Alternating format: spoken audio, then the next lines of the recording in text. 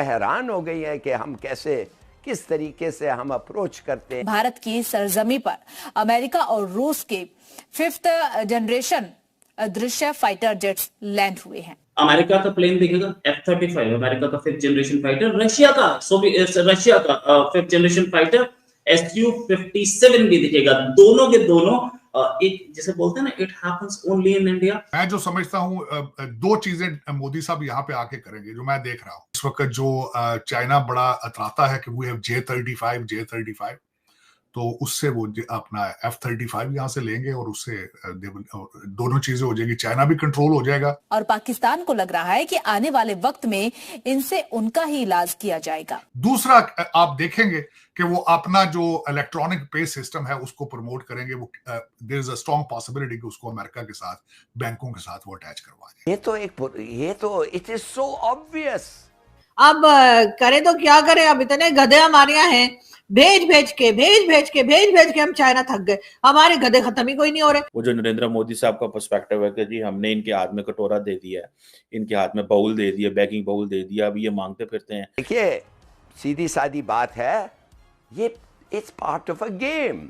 और उसके बाद उन्होंने खत लिखा, उसका रशिया ने खत का जवाब नहीं दिया। रशिया ने कहा तुमने 2015 का कोई एग्रीमेंट पूरा नहीं किया, हम नहीं बात कर रहे। मतलब दो दुश्मनों के प्लेन आमने सामने 80 फीट दूर, बहुत बड़ी चीज है। और ये पूरी दुनिया की एविएशन इंडस्ट्री के। तो दोस्तों, दुनिया के दो खतरनाक लड़ाकू विमान इस समय भारत में।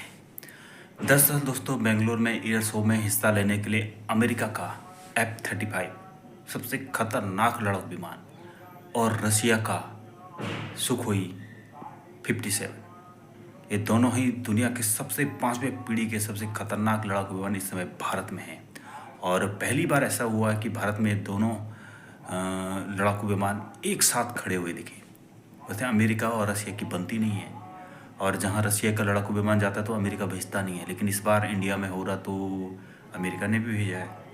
दरअसल दोस्तों, भारत अपनी वायुसेना के लिए लड़ाकू विमान खरीदना चाहता है चाइना से टक्कर लेने के लिए, और अमेरिका भारत को ऑफर दे रहा है F-35 खरीदने के लिए, और रशिया भी अपना सुखोई 57।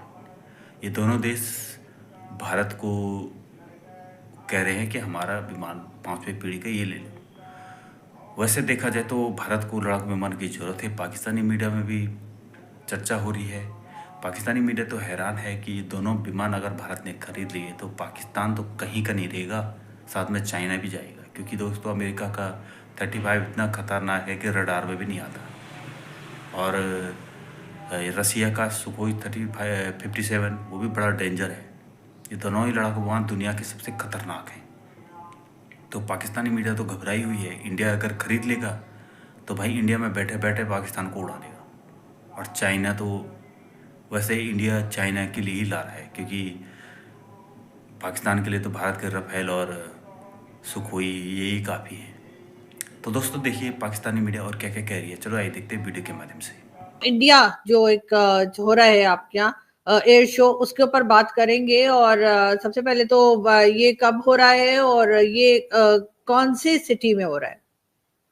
कल से शुरू होगा एयर इंडिया शो, और बिल्कुल पूरी नजर रखना। मतलब जो वहां पे मजा आएगा, आपको सब कुछ दिखेगा। मतलब अमेरिका का प्लेन दिखेगा F-35, अमेरिका का 5th जनरेशन फाइटर, रशिया का 5th जनरेशन फाइटर Su-57 भी दिखेगा। दोनों के दोनों एक जैसे बोलते हैं ना, it happens only in India. दोनों के दोनों आमने सामने खड़े हैं, सिर्फ 80 फीट दूर। और मतलब दो दुश्मनों के प्लेन आमने सामने 80 फीट दूर, बहुत बड़ी चीज है। और ये पूरी दुनिया की एविएशन इंडस्ट्री के लिए बहुत बड़ी खबर है कि ये Su-57 और F-35 दोनों का लेटेस्ट प्लेन है। F-35 तो वर्टिकल अपलिफ्ट भी है। F-35 इस समय बहुत कम कंट्रीज के पास है। Su-57 सबसे पहला अगर किसी को दिया जाएगा तो वो इंडिया होगा। पहला ऑफर इंडिया को ही दिया गया। Su-35E है वो एक्सपोर्ट वर्जन, और Su-35 जो आया है वो उस पे इंडिया को जॉइंट प्रोडक्शन का ऑफर भी मिला है। अगर आपको मैं बताऊं तो F-35 नहीं आ रहा था इस शो में। F-35 इस शो में नहीं आ रहा था। पहले बोला था F-35 परफॉर्म नहीं करेगा, फिर बोला F-35 आएगा नहीं। पिछले शो में 2 साल में एक बार ये शो होता है, और वर्ल्ड के सबसे बड़े एयर शोज में से एक है। इस तकरीबन 400 से ज्यादा कंपनीज आ गई हैं इसमें एयर शो में F-35 आएगा भी और आने के साथ साथ परफॉर्म भी करेगा। हमारा तेजस भी है वहां पे, हमारे डिफेंस मिनिस्टर साहब वहां पहुंच गए हैं। मोस्ट प्रोबेबली डिफेंस मिनिस्टर पहले ही दिन अपना या दूसरे दिन तक अपना काम खत्म करके निकल जाएंगे। आज 10 तारीख है, कल आज ही से शुरू हो रहा है, 15 तारीख तक है। यहाँ पर हमारी सूर्य किरण टीम भी परफॉर्म करती है, यहाँ पर सुखोई भी परफॉर्म करेगा, यहाँ पर हमारा तेजस भी परफॉर्म करेगा, यहाँ पर सारे प्लेन परफॉर्म करेंगे। और साथ में आपको दिखेगा ये जो 300 से ज्यादा कंपनीज हैं वो किस चीज की। अब प्लेन तो 5-10 ही हैं, 20-30 40-50। 300 से ज्यादा कंपनी वो हैं जो कुछ रडार बनाती हैं, कुछ एवियोनिक्स बनाती हैं, कुछ हार्ड पॉइंट्स बनाती हैं, कुछ सीट मैन्युफैक्चरिंग करती हैं। ये सारी कंपनीज यहाँ आई हैं। उनका डिसीजन आ चुका है। उसमें देखें, मैं जो समझता हूं 2 चीजें मोदी साहब यहाँ पे आके करेंगे जो मैं देख रहा हूं। एक तो अपने डायस्पोरा का ख्याल करेंगे। मकसद ये है कि जो H-1B वीजा है उसको स्पीडी कराएंगे, वो उसके ऊपर जो कैप है उसको कम कराएंगे। वो जितना मजीद तालीम याफ्ता इंडियन यहाँ पे आएंगे, भारत उतना स्ट्रांग होगा वाशिंगटन डीसी में। एक तो वो करेंगे। दूसरा आप देखेंगे कि वो अपना जो इलेक्ट्रॉनिक पे सिस्टम है उसको प्रमोट करेंगे। वो there is a strong possibility कि उसको अमेरिका के साथ, बैंकों के साथ वो अटैच करवा दें। वो कर जाएंगे तो दोनों साइडों पे विन विन सिचुएशन है चीमा साहब।